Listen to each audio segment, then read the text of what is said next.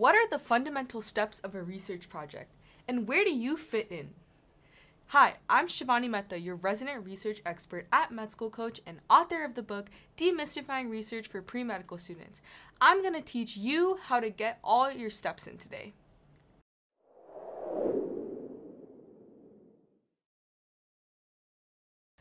When I was a research assistant, people would throw around words like grant, IRB, or SOP, and I had no idea what they were talking about.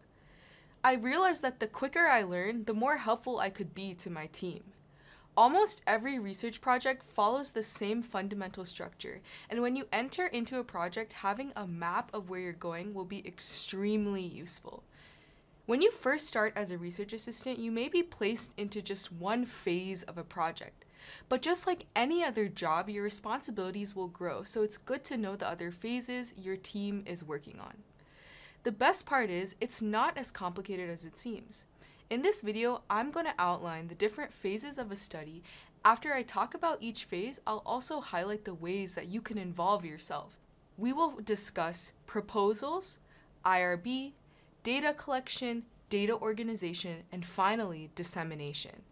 First up, let's talk about proposals and grants. When a PI develops a research idea, they need funding and approval from the institution to carry it through.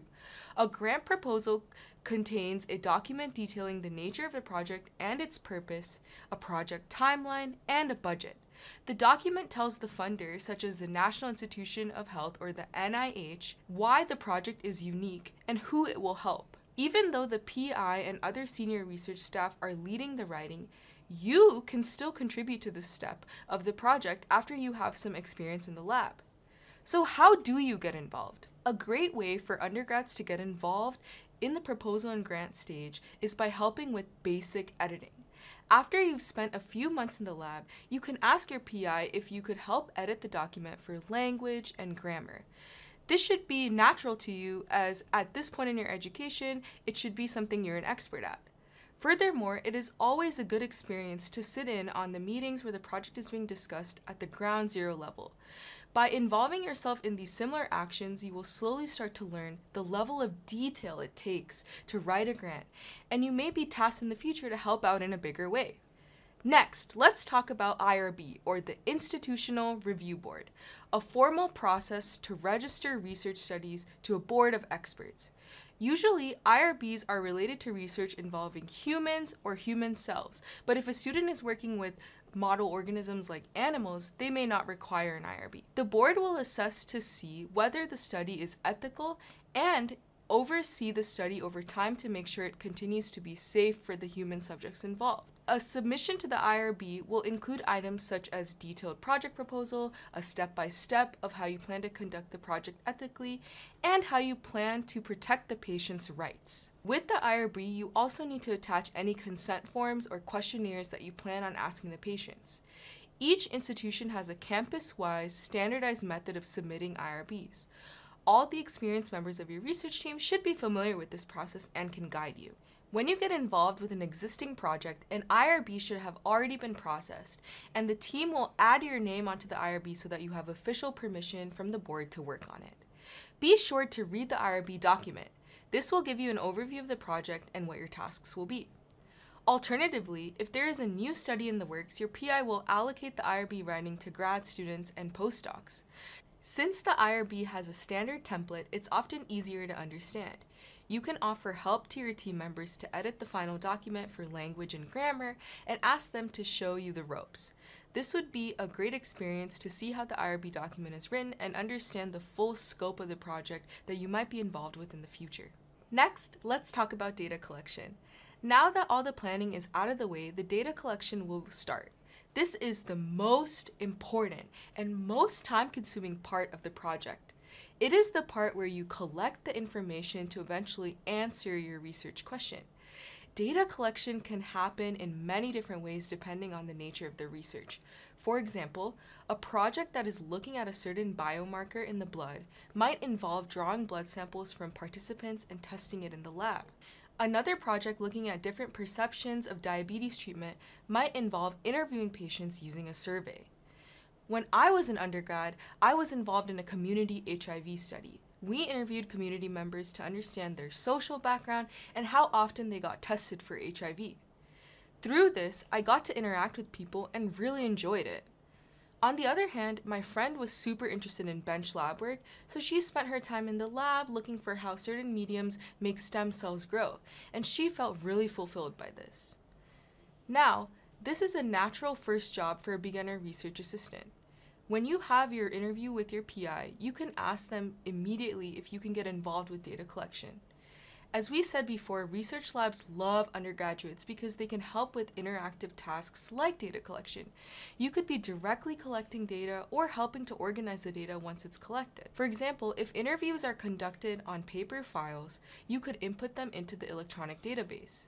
These jobs are the longest and sometimes can be very tedious. The best way to power through during these moments is to figure out where the project is headed and where you fit in. Some data collection phases can last 5+ years. When you get started, ask the PI the project timeline and make sure you let them know your timeline until you apply to med school. The most successful student will pick projects that match their timeline so they can apply to med school saying, "Hey, I completed a project." For example, the HIV project that I worked on lasted over 5 years. It wasn't an ideal timeline, so I had to eventually leave that lab and find a shorter project that allowed me to complete it before applying to medical school. If I had known to ask about the timeline when I joined the study, I would have known not to invest all of my time into it.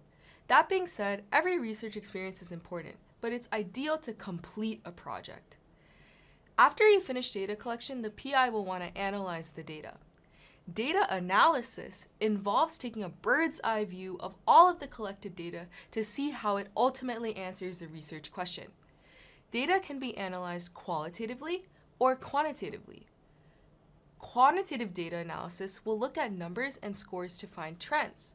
Qualitative data analysis will look at conversations to find patterns.